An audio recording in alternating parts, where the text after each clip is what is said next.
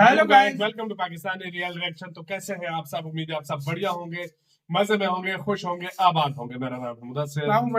आज की वीडियो काफी ज्यादा कमाल की होने लगी। वो टाइम आ गया जिसका हर भारतीय काफी टाइम से इंतजार कर रहा था।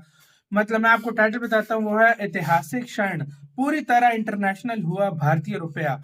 सिंगापुर के बाद 3 देशों और में मतलब भारतीय करेंसी स्टार्ट हो गई है। पिछले दिनों सिंगापुर में हुई थी और भारतीय करेंसी ग्लोबल करेंसी बनती जा रही है।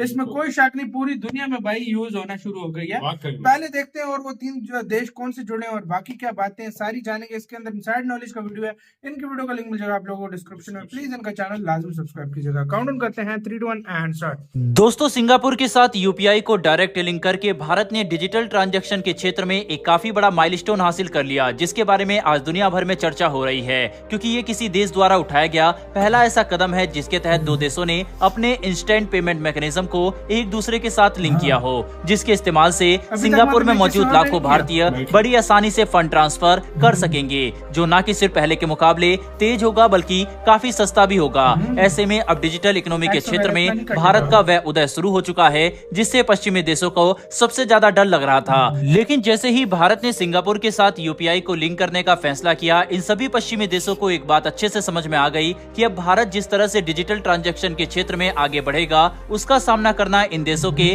बस की बात नहीं है। और इसी की कड़ी में अब भारत एक और काफी बड़ा कदम उठाने जा रहा है, जो हमारे यूपीआई के नेटवर्क का विस्तार और भी कई महाद्वीपों तक कर सकता है। दरअसल दोस्तों, बता दें कि हाल ही में बेंगलुरु में भारत ने अपने G20 प्रेसिडेंसी का इस्तेमाल करते हुए G20 देशों के फाइनेंस मिनिस्टर और सेंट्रल बैंक गवर्नर की एक में काफी महत्वपूर्ण मीटिंग होस्ट की थी, जो काफी सफल भी रही, जिसके तहत अब इसी मीटिंग की साइडलाइन में रिपोर्टर्स से बात करते हुए आरबीआई के एक सीनियर अधिकारी ने मीडिया एजेंसियों को इस बात की जानकारी दी है कि असल में सिंगापुर के बाद अब भारत 3 अतिरिक्त देशों के साथ यूपीआई को डायरेक्ट लिंक करने के लिए बातचीत कर रहा है। दोस्तों, आरबीआई के सीनियर अधिकारी ने यह बात बताई कि भारत असल में सिंगापुर, यूएई और मॉरिशस के साथ अपने इंस्टेंट पेमेंट सिस्टम यानी यूपीआई को डायरेक्टली लिंक करने के लिए बातचीत कर रहा है। और इन तीनों देशों के अलावा कई लैटिन अमेरिकन देशों ने भी भारत के यूपीआई में काफी रुचि दिखाई है, जिसके तहत अब भारत अंतर्राष्ट्रीय स्तर पर यूपीआई के इस्तेमाल को न सिर्फ बढ़ावा देगा बल्कि दूसरे देशों को यूपीआई के प्रति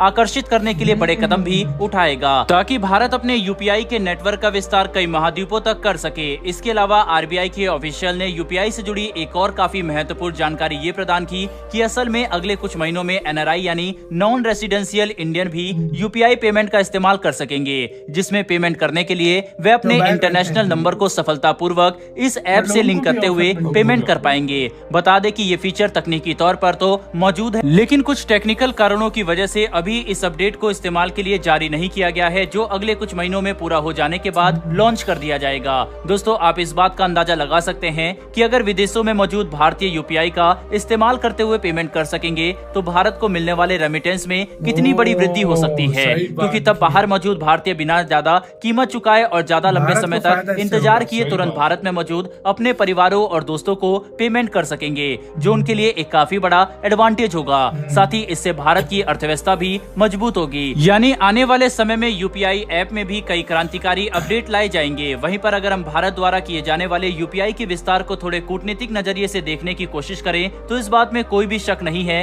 कि भारत का ये कदम हमारी अर्थव्यवस्था को पश्चिमी देशों के प्रभाव से आजाद करा रहा है, जिसके तहत हम आगे जाकर इंटरनेशनल फंड ट्रांसफर सिस्टम से अलग हटकर अपना एक स्वदेशी सिस्टम बना सकेंगे, जो कि हमें पश्चिमी देशों के फंड ट्रांसफर से जुड़े प्रतिबंधों से पूरी तरह से आजादी दिला देगा, जिससे भारत का वह हाल कभी नहीं होगा जो आज पश्चिमी देशों के प्रतिबंध की वजह से रूस का हुआ है। बहरहाल बढ़ते हमारी दूसरी खबर की तरफ। तो दोस्तों, ये खबर भारत और यूएई की तरफ से निकलकर सामने आ रही है, जिसके तहत अब सामने आई लेटेस्ट रिपोर्ट से इस बात का पता चला है कि असल में भारत और यूएई अगले कुछ महीनों में एक वर्चुअल ट्रेड कॉरिडोर की शुरुआत कर सकते हैं, जिसके लिए दोनों देश लगातार बातचीत कर रहे हैं और ये एग्रीमेंट काफी जल्दी साइन हो सकता है। बता दें कि इस एग्रीमेंट के साइन होने के बाद दोनों देशों के बीच में व्यापार को एक काफी बड़ा बूस्ट मिलेगा, जो दोनों ही देशों के लिए काफी अच्छी बात है। दोस्तों, वर्चुअल ट्रेड कॉरिडोर के जरिए शिपमेंट के लिए जो भी क्लियरेंस दी जानी होती है उसे ऑनलाइन तरह से किया जाएगा, जिससे कस्टम क्लियरेंस में जो भी समय लगता है वह भी कम लगेगा और शिपमेंट तेजी से दोनों देशों में पहुंचाई जाएगी, जिससे भारत और यूएई का द्विपक्षीय व्यापार तेजी से बढ़ेगा। आपको बता दें कि इस साल अप्रैल से लेकर दिसंबर के बीच में दोनों देशों के बीच हुआ नॉन ऑयल ट्रेड 4.8% की बढ़ोतरी के साथ 35.66 बिलियन डॉलर तक पहुंच चुका है। वहीं पर यूएई को किए जाने वाले हमारे एक्सपोर्ट में 16.4% की बढ़ोतरी देखी गई है, जिसके तहत भारत का यूएई को एक्सपोर्ट रिकॉर्ड 23.4 अरब डॉलर तक पहुंच चुका है।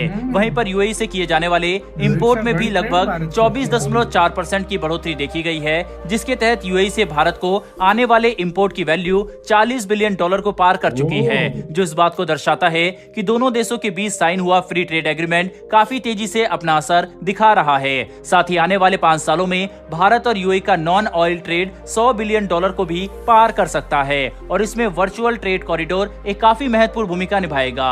साथ ही बता दें कि यूएई ने पिछले साल ही कुवैत के साथ एक वर्चुअल ट्रेड कॉरिडोर की शुरुआत की थी, जिसके काफी अच्छे परिणाम देखने को मिले। वहीं पर अब ऐसा ही कदम वो भारत के साथ भी उठा रहा है, जिससे भारत को भी काफी ज्यादा फायदा होने वाला है। बहरहाल दोस्तों, इस वीडियो में इतना ही, लेकिन भारत और यूएई की इस दोस्ती के लिए कमेंट बॉक्स में एक जय हिंद जरूर लिखिएगा। साथ ही अगर आपको ये इन्फॉर्मेशन और वीडियो पसंद आई, इसी के साथ यार वीडियो खत्म यार।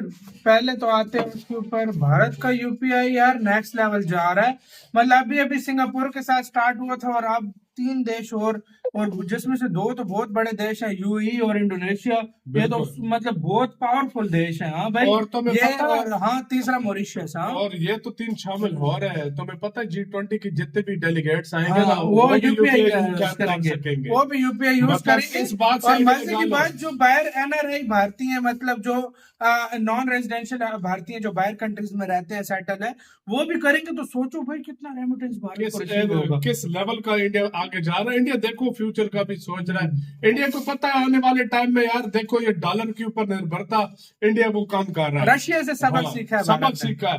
और यार मैं कहता हूँ यार, एक इंडिया को देखकर अभी काफी सारे और देश भी जो है ना इस तरह का लेकिन भाई इंडिया के साथ करेंगे। इंडिया इस दौड़ में सबसे आगे है फिलहाल, क्योंकि यूपीआई आपको पता है। और गाइस आप लोग बताएं, आप में से यूपीआई कौन कौन यूज करता है? यार मैं फिर कहता हूँ कौन नहीं यूज करता। आज वो बंदे बताओ जो बिल्कुल यूज नहीं करते, कमेंट सेक्शन में यूज तो हर कोई करता है ना। और दूसरी खबर भी बहुत बढ़िया यार, यूएई बहुत बड़ी ट्रेड कर रहा है भारत के साथ यार। वो इन्होंने जब फ्री ट्रेड एग्रीमेंट साइन किया था ना, उसके बाद से देख लो कितनी बढ़ोतरी हो गई है। 26% 24%, मतलब इतनी बढ़ोतरी दोनों तरफ हो चुकी है भाई। देखा जाए बहुत बड़े लेवल, और वो 23 बिलियन डॉलर का अभी तक सामान मंगवा चुका है। और इंडिया 40, इंडिया का ज्यादा तुम्हें पता ऑयल ही है।